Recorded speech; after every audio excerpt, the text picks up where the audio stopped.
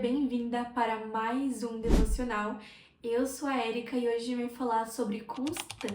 Uma grande dificuldade que nós temos, ainda mais quando somos jovens e imaturos, é a constância. A gente começa a ir na academia e para. A gente começa a aprender alguma coisa nova, fica meio difícil e desistimos. Começamos a servir fervorosamente, ler mais a Bíblia e ter um relacionamento mais profundo com Deus, e quando vemos, já estamos de novo frios. A constância é a capacidade de manter-se firme em um propósito. Mas como eu vou me manter firme em um propósito, sendo que eu não vejo um real valor naquilo? Por exemplo, quando a gente é criança, os nossos pais ficam brigando pra gente porque a gente não quer escovar os dentes, não quer tomar banho, não quer nem comer. E daí eles têm que ficar falando pra gente que a gente precisa fazer aquilo. Mas dependendo do nosso humor, a gente não faz e ponto. Porque a gente não entende bem o propósito, o motivo de fazer aquilo. A gente não entende as consequências de não fazer ou de fazer alguma coisa. E quando nos tornamos adultos, não muda muita coisa, porque, eu não tenho vontade de fazer tudo que é minha obrigação, mas eu não me movo pelo meu sentimento, pela minha vontade momentânea, mas sim por uma decisão que eu já tomei, mas sim porque eu tenho maturidade e eu vou fazer independente do meu sentimento do momento e da minha vontade do momento.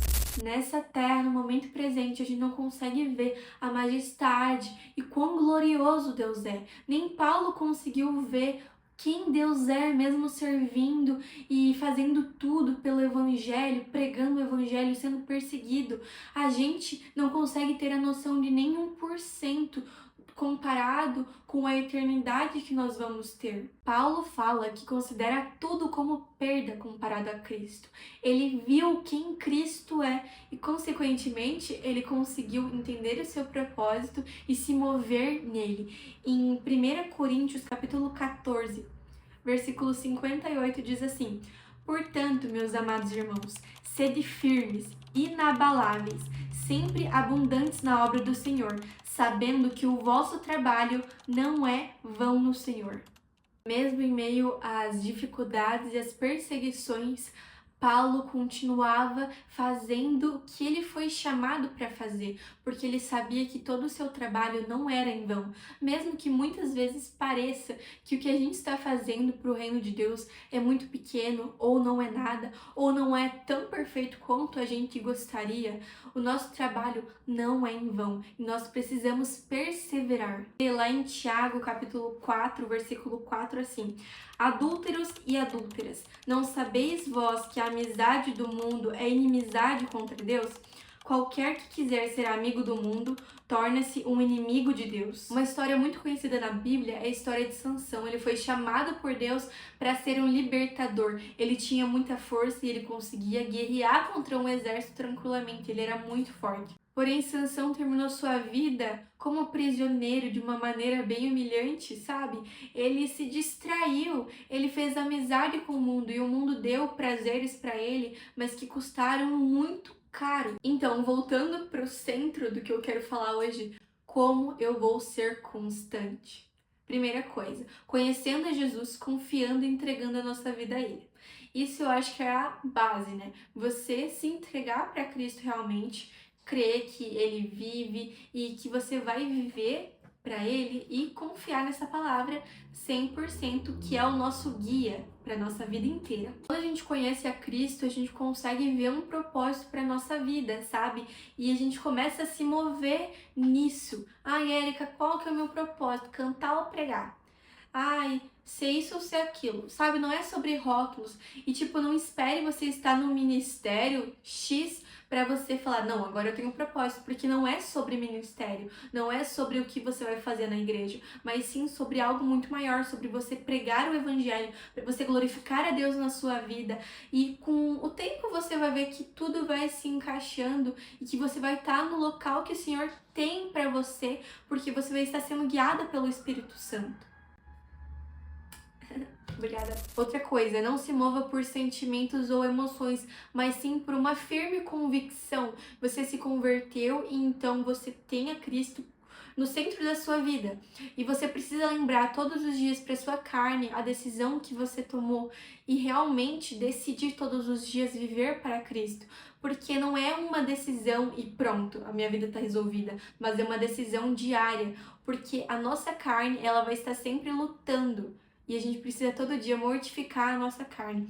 Em Romanos 12, 2 fala assim: e não sede conformados com esse mundo, mas sede transformados pela renovação da vossa mente, para que experimentais qual é a boa, agradável e perfeita vontade de Deus. E nós podemos ver na oração que Jesus ensina para os discípulos: o pão nosso de cada dia nos dai hoje. Então ele fala muito sobre algo diário. Nós precisamos estar diariamente em oração e a todo momento, não só uma vez no dia, né? E constantemente contemplando a palavra e vendo quem ele é e sendo renovados diariamente, porque a nossa carne é fraca. Em Mateus capítulo 13, versículo 3 ao 8, diz assim: e falou-lhes muitas coisas por parábolas, dizendo: eis que um semeador saiu a semear, e quando ele semeava, algumas sementes caíram junto ao caminho, e vieram as aves e as devoraram. Algumas caíram em lugares pedregosos, onde não havia muita terra, e imediatamente elas brotaram, porque não havia terra profunda. E quando o sol nasceu, queimaram-se, porque não tinham raiz, elas murcharam-se.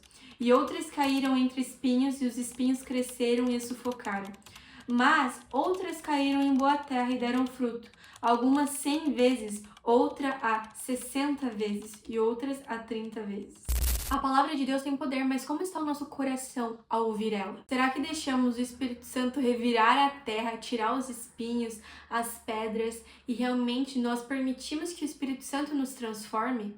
A terra boa é um coração quebrantado e contrito diante do Senhor, que anseia pelo Senhor, que permite a sua palavra entrar profundamente no seu coração e fazer uma transformação. O último tópico, como ser constante, é você não desanimar e ter fé no Senhor. Em 2 Coríntios capítulo 4, versículo 8 e 9 está escrito: em tudo somos atribulados, mas não angustiados, perplexos, mas não desanimados, perseguidos, mas não desamparados, abatidos, mas não destruídos. Em Cristo podemos confiar e trilhar o caminho que Ele tem para nós em paz, porque Ele vai nos cuidar. Não podemos nos mover pela realidade visual que nos cerca, sobre o que nós vemos no momento, mas sim sobre a realidade espiritual que o Senhor já viu antes de nós.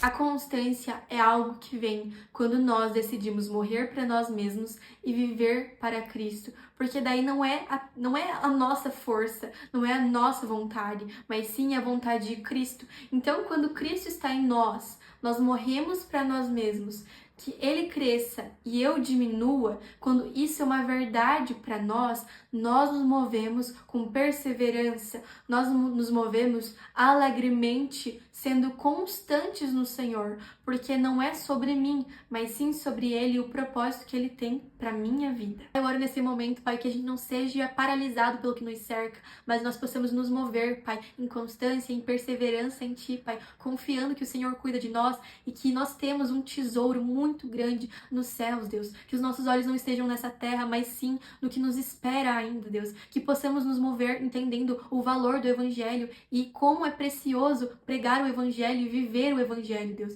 Que possamos ver cada dia mais quão grande Tu és, Deus, e que nós possamos nos mover por fé e não por vista. Amém? Se você gostou do vídeo, não esquece de seguir o canal, curtir o vídeo e compartilhar com alguma amiga que também precisa dessa palavra. Que Deus te abençoe.